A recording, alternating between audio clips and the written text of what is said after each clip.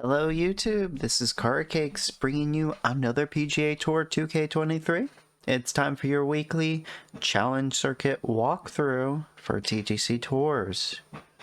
We're here at Rec Yard for next week's tournament by Cfrete1018. As you can see, we can see crossplay designers now in their names. That's really cool. That's really cool. Glad to be able to have crossplay. I'm sure a lot of you have been playing ranked and crossplay. It's brought a new sense of energy to the game. A lot more people are playing. There's a lot of excitement. There's a lot of anticipation. People are very happy with the ranked mode. Obviously, there are still some bugs and stuff that need to be addressed, but hopefully they figure that sort of stuff off and they listen to community feedback, because they've surpassed many of our expectations for this ranked mode. I think they've done a pretty good job. They've addressed people who disconnect constantly with making them lose ranking points, even if the loss doesn't reflect on the leaderboard. And I would imagine they're going to fix that bug anyway, so it's really cool to have. I'm very excited.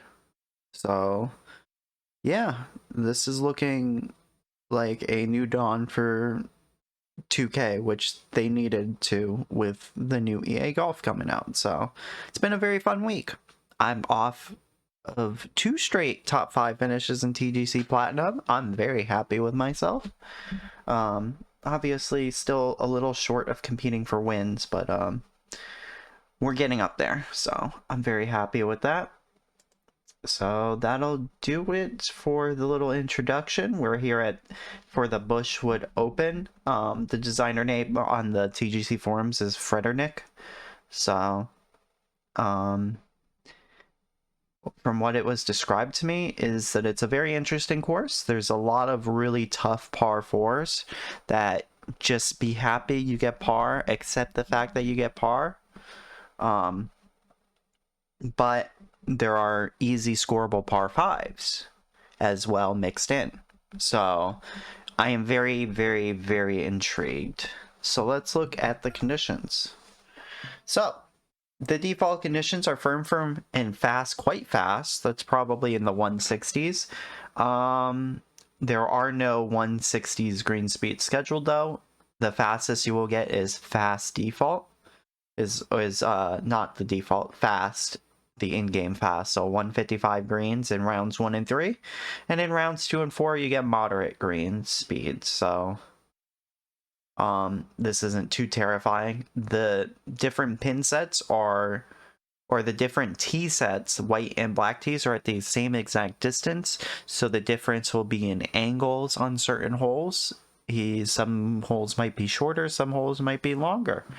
If we look at distances, we can check it out, and as we can see, for instance, the par 4 second hole is shorter on the black tees.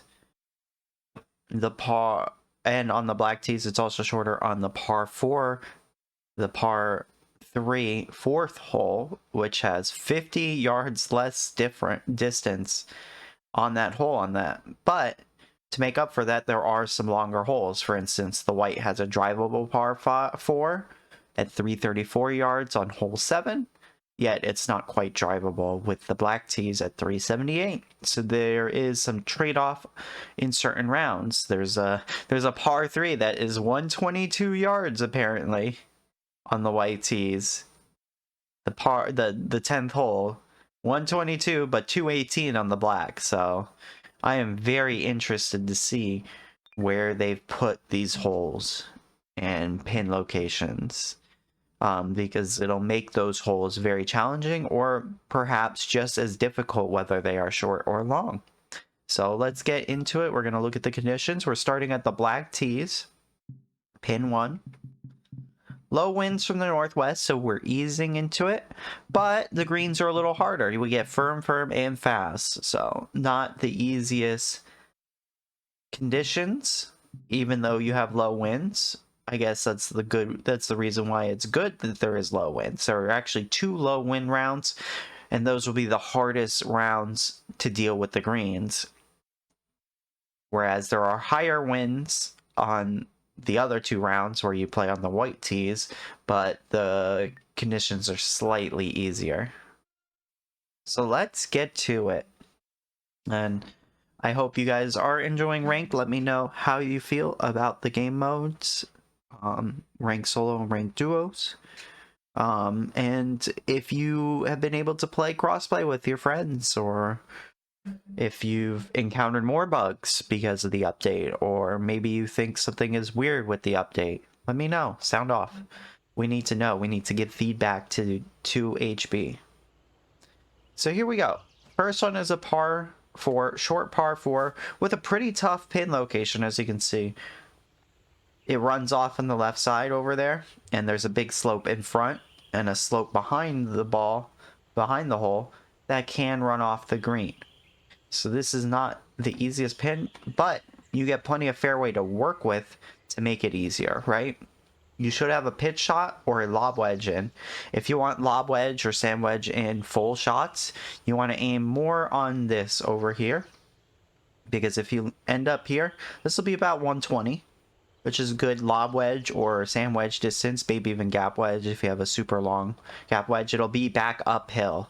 So keep that in mind. There is elevation changes. If you want a pitch shot, be more aggressive and aim more towards here. Put some shape onto it if you want, or fast it, or slow it if you're a lefty.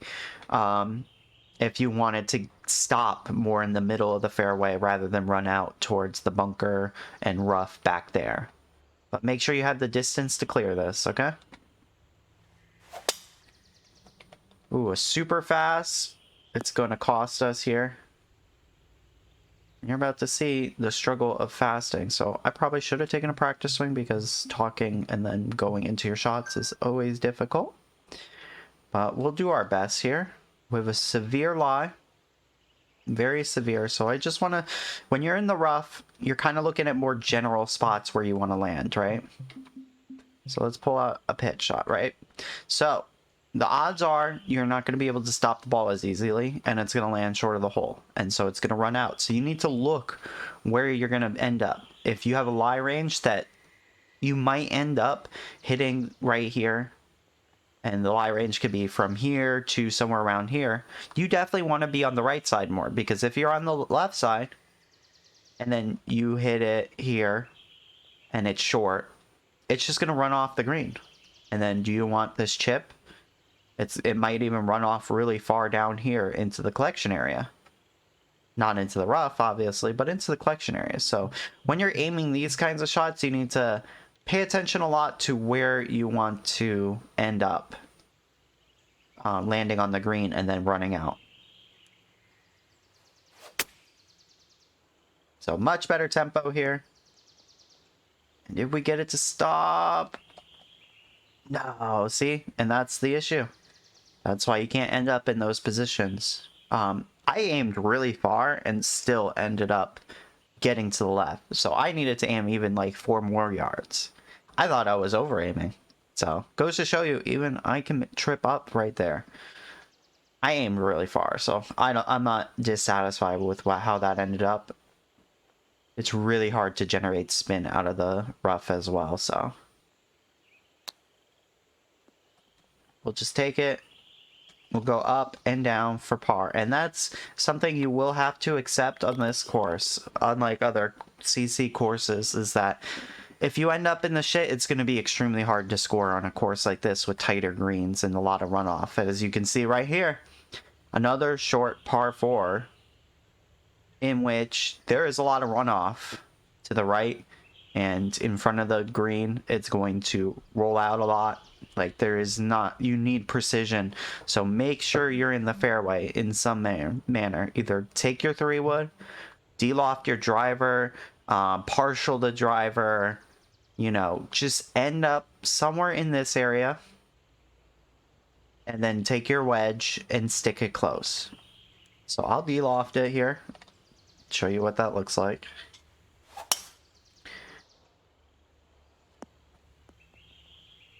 We almost got too far still. We stopped it, and now we have a pitch in, and I'm very happy with this. I'm even going to add a little spin just to make sure, right? Oh, I fasted that so bad. Luckily, we're in an okay spot, but our tempo has completely left me. I'll take a practice swing and cut it out before the next shot.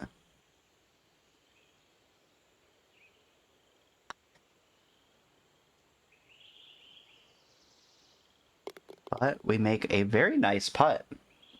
I've gotten better at putting power because of ranked. I haven't played too many ranked mode games. I think I'm at like around 20 games, but it has helped me see where vibration happens on those types of shots and helped me learn how to do the power much better.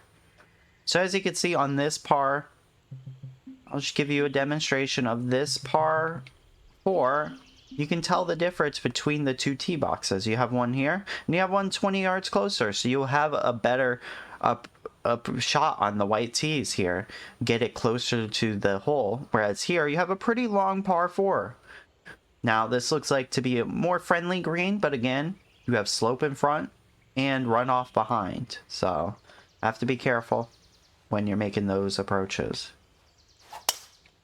Here we're just going to try to get it as far up there as possible. Even with the longest club, you shouldn't get into the rough on the left, so bombs away. Now we got to wedge in. And so here in this scenario, I'm a little short of the pin, and I could take this club and loft it. I could take this club and de-loft it. There's a couple options. If you take this club and de-loft it, you actually have a chance to hole it out. So why don't we go for the flamboyant play here? We have downhill at our feet. It's gonna like cancel out some of that elevation. We have a tiny bit of wind into our back, but it's not really gonna play. It's gonna more play left to right or right to left. So we'll just try to de-loft it a couple yards and see if we can get it to land somewhere around here and then roll out, especially since it's downhill. We look at the lie at our feet as well, make adjustments, and go for it. And then I didn't take that practice swing I said, so my tempo's a little weird. Yeah, I really like that shot.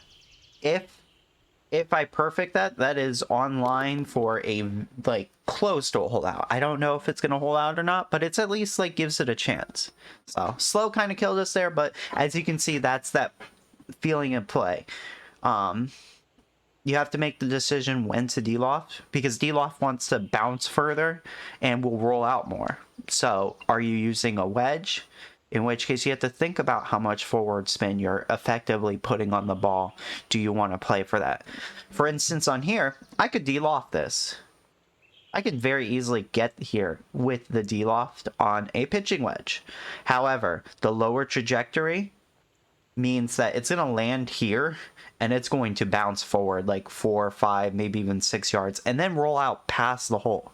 So you have to make that decision. Do you want to play for that rollout? Get it maybe back here and then back down to the hole. That could work. In this scenario, what I tend to do is I will go for a little extra spin and a little extra loft, right? Obviously, lofting and spin can change the distance your club goes, so be careful about using too much of this, but if the pin's playing about 145, maybe 144 if you overpower a little slightly on the tee like I do, you need to get around that distance. You don't want to land too short here. If you land too short, this is going to bounce and roll out. Unless you put a lot of spin on it. If you have a ton of spin on this, it can bounce, maybe land here, and then gently roll out the rest of the way. And that might work. So choose your kind of approach shot here. It'll depend on your club distances. But if you have the perfect club to go for something that lands right here and then rolls out, you can make that work with a lot of extra spin on your club. I still can't hit a tempo. Perfect, where have you gone? But even here, makeable putt. 24 feet away. Not a ton of break at the start. Does start turning pretty rapidly after the halfway point of this. Maybe somewhere around here. Might be too high, but I'd rather be high.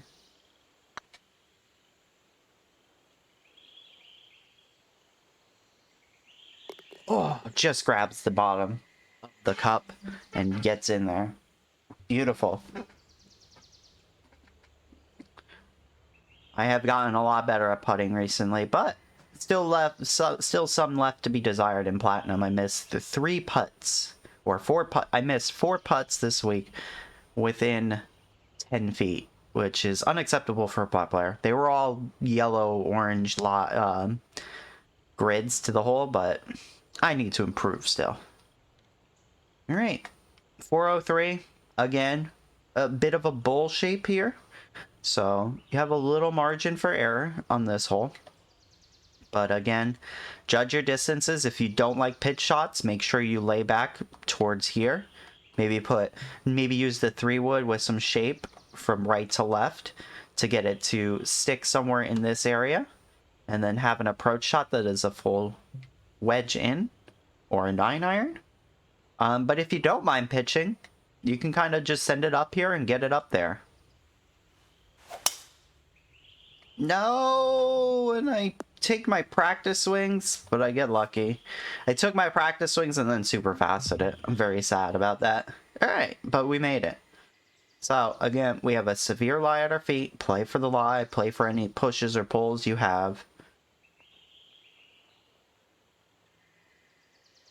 Alright, now we're going to adjust our distance. Slightly uphill, but I don't think it's going to play. Maybe it plays like 1 yard, maybe 2 yards. 96. Wind's gonna play a tiny bit. Maybe about 94 we're looking at. So let's play about 92, 91. Little short, little downhill towards the hole. So if we land right next to the hole, right near the hole, this will be fantastic. Ah, we got a perfect. They do exist. Yeah, I'm happy with that. Here's a whole, this is a, whenever I see weird converging breaks, right? Whenever you have left to right to left, right to left, left to right at my feet. This is where we use the worm cam. Some people call it a snake cam. I know Respawn calls it a snake cam. I like calling it worm cam. That's the way I learned it was called. Like a little worm, you go along the ground and you just look at the breaks and make sure they are actually breaking the way you think they're supposed to be breaking, so you can make a better judgment about your read. I'm going to take power off.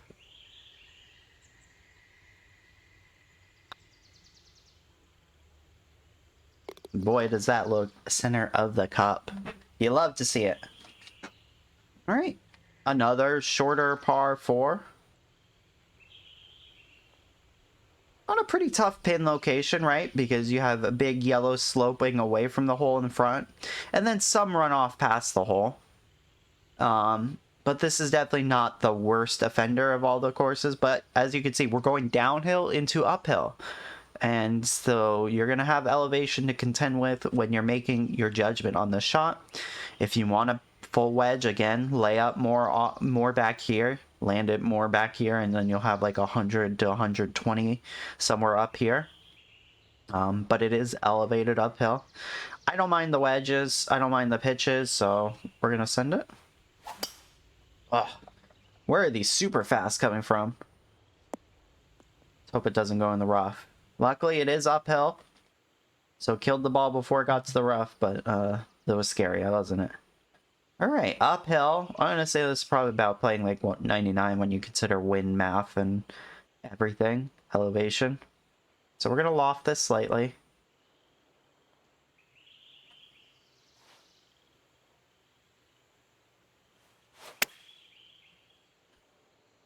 Yeah, usually it's the opposite. Usually I can hit the tempo on all my drives and then I'll fast my wedges or something. You know, it's all mental.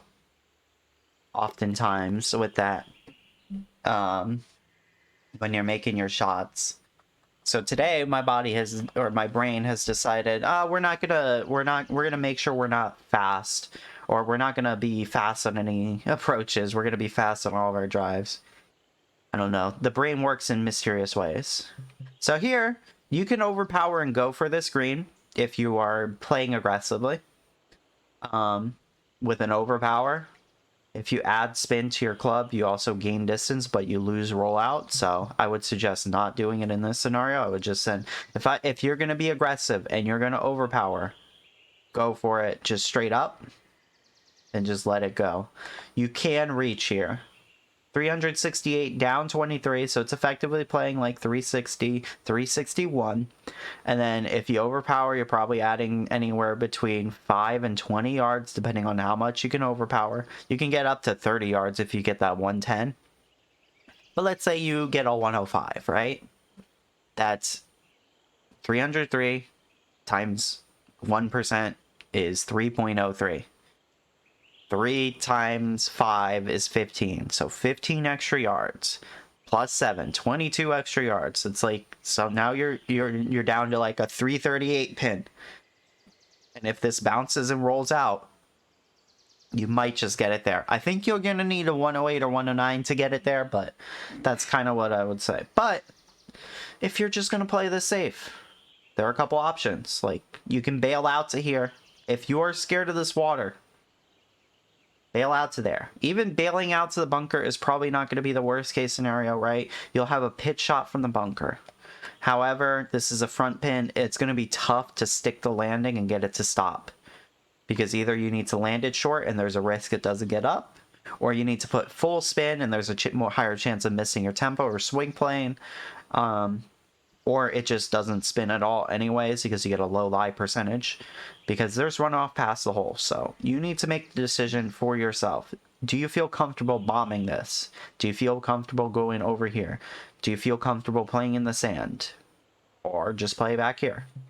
Right back here, you're gonna have a wedge in, maybe a longer iron. Yeah, like a shorter iron or a wedge. That's not too terrible. I was gonna say, there's even a fairway over here, but a lot of trees in the way, so I wouldn't go all the way over there.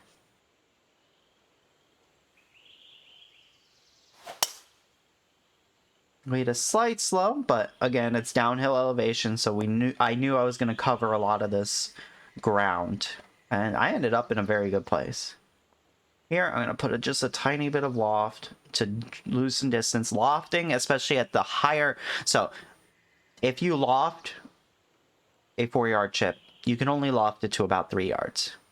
But if you full loft a 25-yard chip, it actually goes down to like 20 or 19, depending on how much shaping stat you have. So keep that in mind, especially if you add spin, it even takes off more. So we're trying to land around here, hit this little bit of an uphill and kill the ball a bit. We're putting extra spin on it because we do not want this to go past the hole. All right. So that's my philosophy on this shot.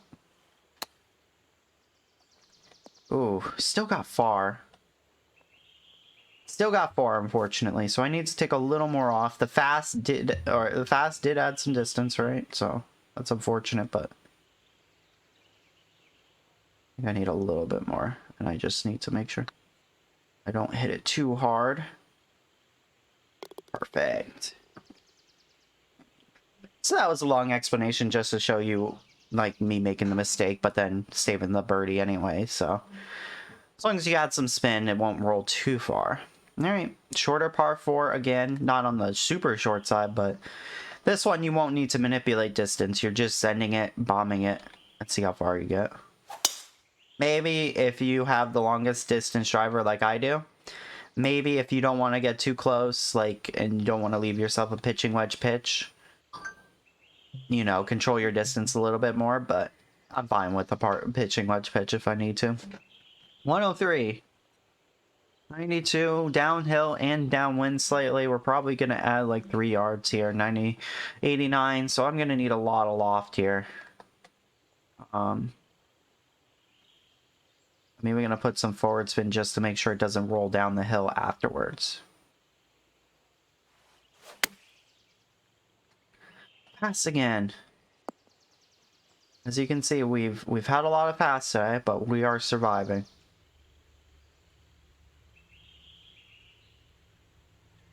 Make sure to add the right amount of distance. I use the grid lines as my reference point, not the distance marker because we don't have that option in TGC.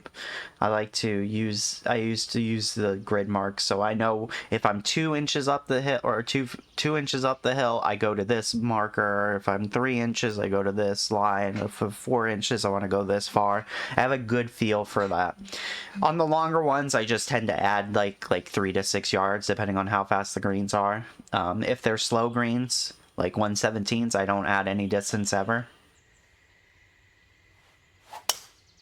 Because for some reason, the way they calculate where they put the aim marker, if you're on faster greens, it's almost always short, and if you're on slower greens, it's almost always long.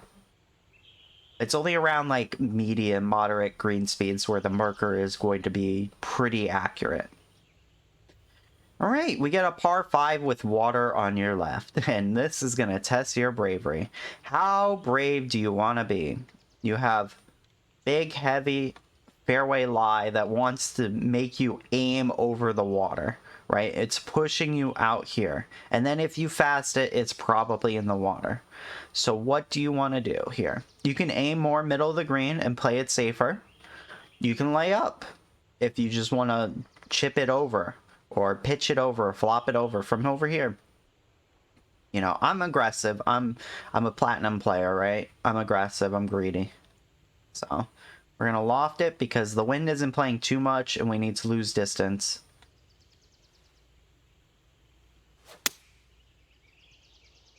As you can see, the fairway lie plays severely. So even aiming over the water, I still ended up on the right side of the hole, which I am perfectly fine with.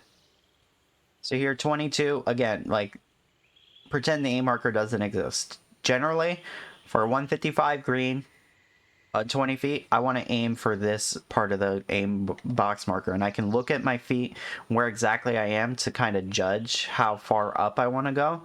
So in this scenario, I'm always going to add like 3 feet of power typically, but it's usually between 2 and 3 feet here that I add power to this part of the grid box, because every grid box is 1 meter, so it ends up roughly being every, you know, slightly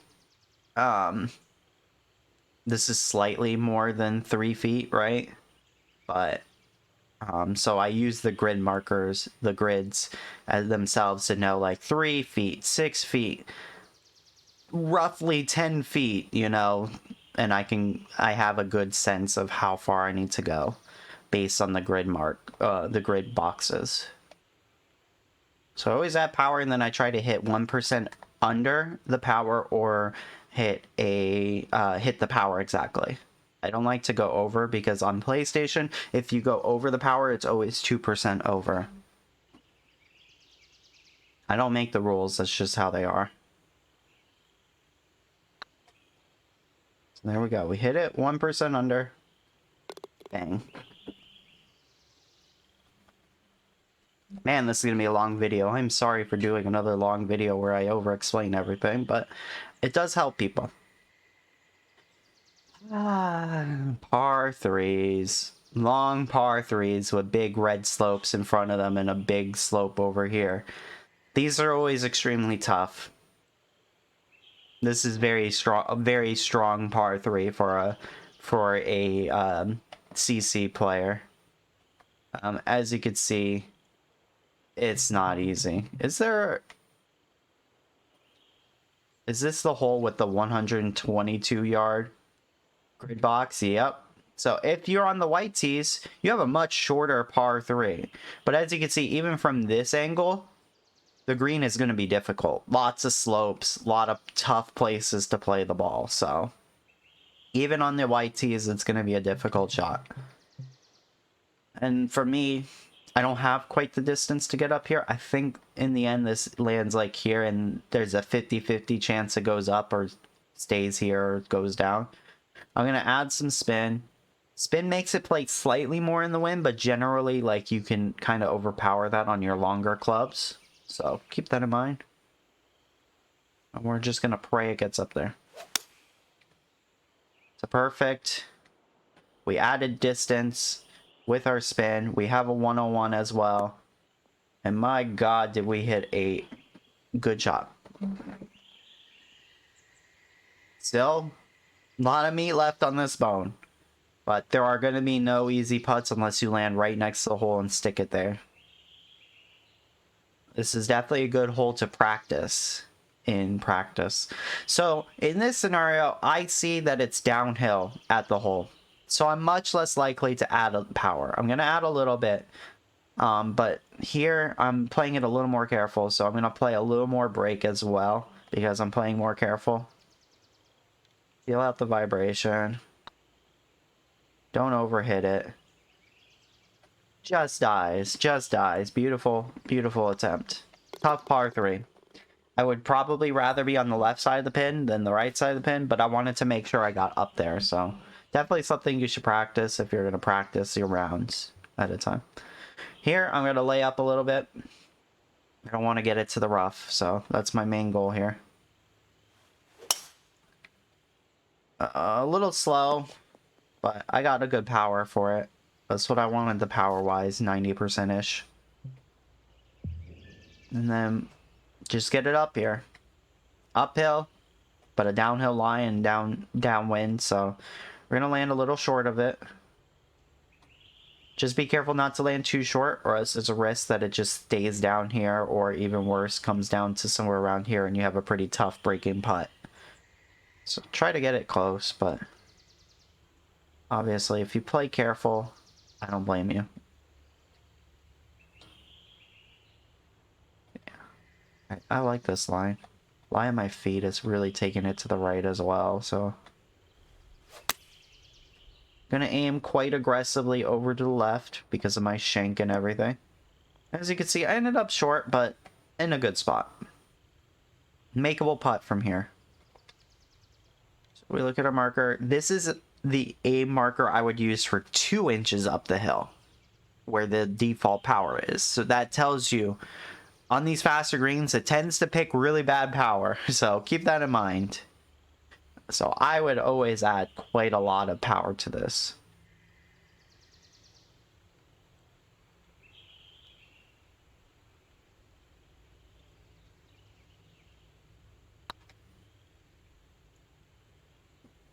Beautiful. Little tricks and tips you get in a karacakes video.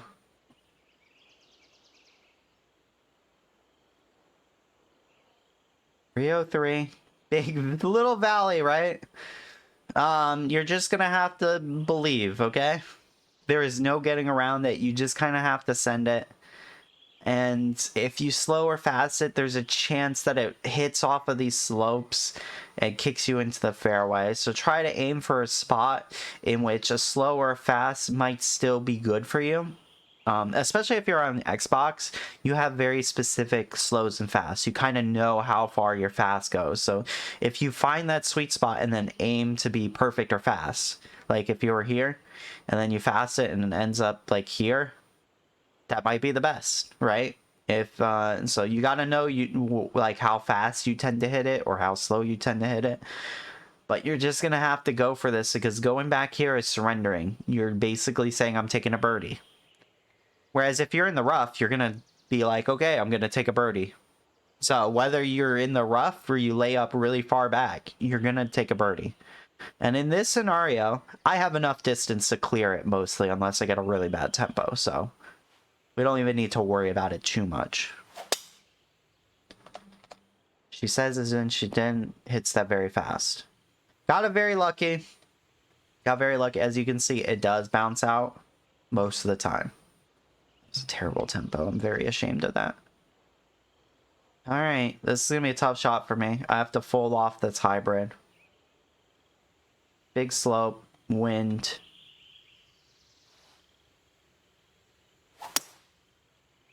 Just slightly fast, which was, it's basically perfect, but because I shape it and then slightly overpowered it, I can't hit a perfect, which is fine. Ended up in a very good spot.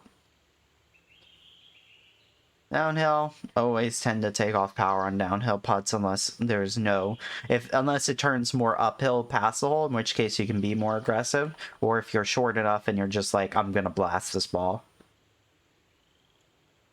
19. Very slow break at the start. It does turn a lot towards the end, but it's mostly the last grid in which it turns, so I think I'm comfortable aiming about here.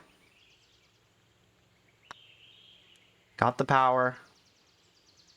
Oh, it looks good. Yes. And that's how you make up for that missed par 3. With another eagle. Right here. You might have around, I don't know if there's a shorter approach on this hole. Probably not. I can't tell where the other pin box is. Let's see if we can find it. Let's find the tee box.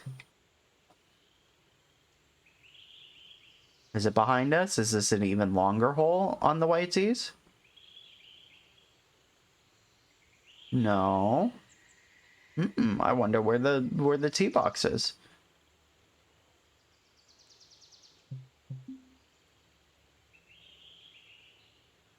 Not there.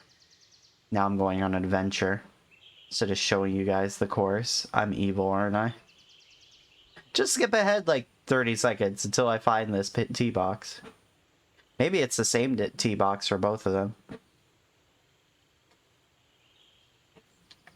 Now I'm curious.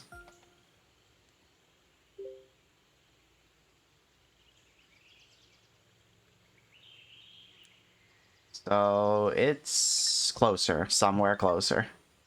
363 means it's like 50 yards ahead of us. So it's somewhere down here. Somewhere in this area. There's a tee box.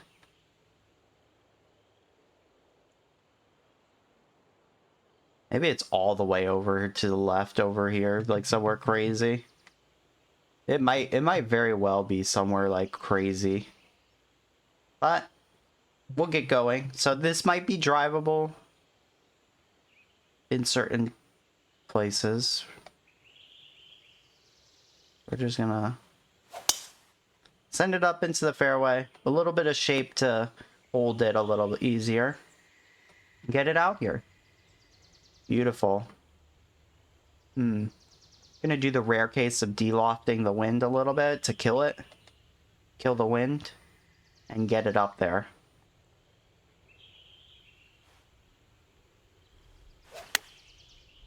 A little fast. I don't mind that on a pitch. See if it stops. De-loft will make it roll out more. So be very careful on this. Because I have such high shaping on my sand wedge and lob wedge. Compared to what I used to have.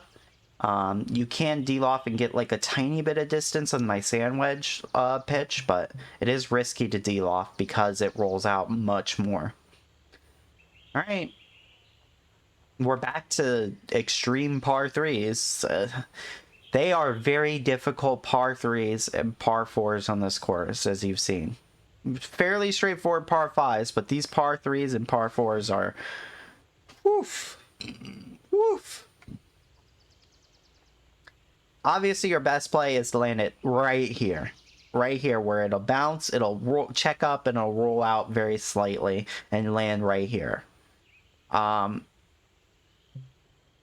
not gonna lie, this is an extremely highly challenging shot. The lucky thing is, if you are below the hole, if you end up coming back down because you land like here, a little short, where it doesn't have enough pace to get up there, this doesn't look like a bad putt. It's just severely uphill with a little bit of break. So it won't be bad to be back there. It's worse to be back here where there's a lot of orange side slope. So if you're gonna miss short. And that's what we're gonna do. I'm taking the longer club, but I'm gonna loft it into the wind.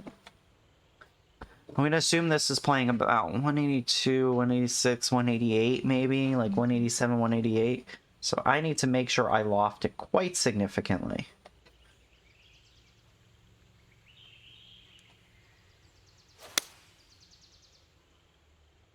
Starting to get our mojo on the perfects at least. A couple fasts here and there, but pretty good. So as you can see, we ended up like getting a little up there and having a weird breaker putt, but at least we're up here. I definitely shaded more on the right side than the left. So, just the consequences of my action. And again, here, choose your poison. Most of the downhill is at our feet. It flattens out, but if you hit it too hard, it could get to this next level. So, how hard you want to hit it, totally up to you. This is going to turn aggressively at my feet, I think. Oh, there's a weird bump in the middle there. Took it off to the left a little bit more. I had a good putt at that. I had a feeling I might break a little more, but I already aimed so far that I didn't want to aim anymore. One of those scenarios, right? All right, here, if you have a long driver, use it to your maximum. Get over the bunker. If you have to play for the rough on the right side, or if you have to play for the fairway on the right of that bunker, it's kind of scary. So hopefully you have some distance there. Here, be very careful. We have wind at our back and slight downhill lie, so this should get there. I'm going to add like a tiny bit of forward spin. I want to see if I can get it to hold out or something crazy. Ah, the slow. But as you can see, it got the distance. Even with that slow taking off a lot of distance, we still got pretty far, so it's pretty good.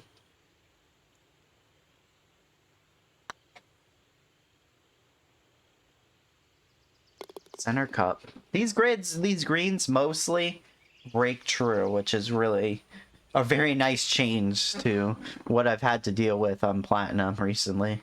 Although this week's Platinum course was very, very good, so...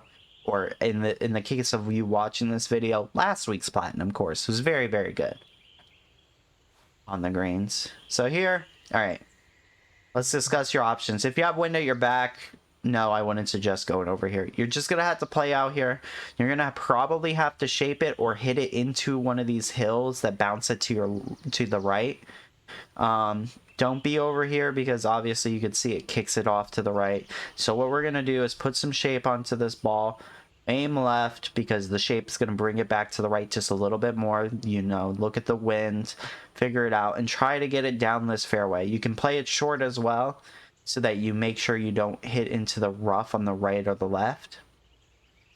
But this is going to be a challenging a little shot, but then you have a very much easier approach shot because the distance won't be too severe. So it gives you a hard, challenging drive for the first time in a while. But then he is kind enough to give you a much shorter distance if you land it. So as you can see, a 7-iron, even with downhill at the pin, you're still pretty happy with this, right? What we're gonna do is add some loft, add some spin, make sure we're short of the hole. All right, we want to be short of the hole because off the green is, well, like if you want to chip from down here, you can. But let's hope we don't get a fast now, because if we get a fast, well, we're going to be chipping. Look at the lie at your feet. Aim, adjust for that. We adjusted for the wind. We adjusted for the lie at our feet. Let's see if this gets close.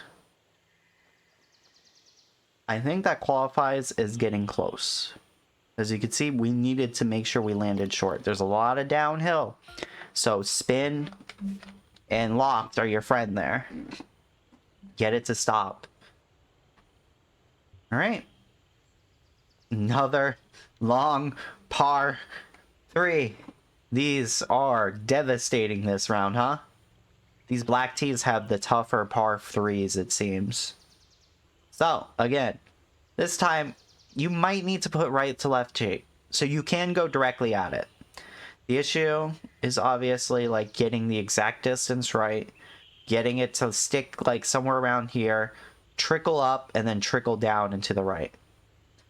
You can bail out a little bit long. Long is not terrible. Like if you land in this area, it's probably going to run out and then come back down to somewhere around here. That's not bad. But your best chance is here, or shape it so that it goes left, right to left, and lands somewhere in this area and dies and comes back to the right. I don't tend to fade or draw that often. But I think in this scenario, it makes a lot of sense too. You need experience with it though. So I would practice this if you're going to use it. A little loft, a little shape, and a little fast, and a little straight to keep us here. Oh, that's so unlucky. The fast and the straight ball kill us there. We added a lot of distance with that fast and the shape, so that's the risk of using that kind of shape. And now you're just praying it stops. So there's a couple techniques you can do here. You can even do something like a partial pitch at like 30% with full spin. I've seen people do like this flop goes to 20. You're in the heavy rough, so it's gonna land like 15. So if you even do it shorter than that, put full spin and loft, you can get this to stop. So that's what I'm gonna try to do, and this would be a good time for your practice swings if you're gonna do that. So try it. You don't want to get it to the vibration if you're using vibration, right?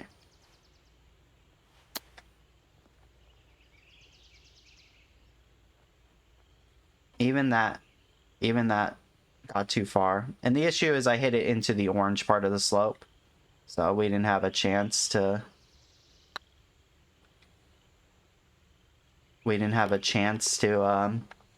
get it to stop. But we got it up and down for par at least. Tough shot there. You're going to want to practice it. And you're going to need to hit tempo. The straightforward shot is a lot better there if you are worried about any tempo issues or anything, or you don't know how much fade or spin or stuff affects your shot. All right, so tough closing hole, par 4 with a lot of slopey fairway. You can if you have my kind of driver with a lot of shaping and stuff and distance, you can clear this with some spin, but it is risky. I think the better way is just to play over here. You can even put right to left shape to counter this slope here and just try to get it somewhere in the fairway. You can land it short as well. You can play it shorter if you are worried about water or anything, the slope, the rough, the bunker. It's a tough hole. You are rewarded if you get up here. As you can see, we have a good distance into the green.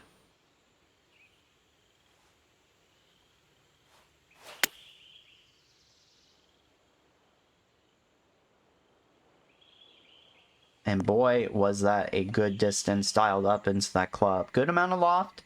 Got us the exact distance we needed for a beautiful minus 17 rounds. I'm very happy with that. There are some really tough holes on this course. Some par 4s with tricky slopes. Some par 3s with some tricky slopes and long distances. As you can see, it's definitely the harder of the two for the par 3s. All of the par 3s other than the 4th hole is longer on the black tees, and it's where you go over 200 yards twice, whereas you never go over 200 yards on the par 3s on the white tees.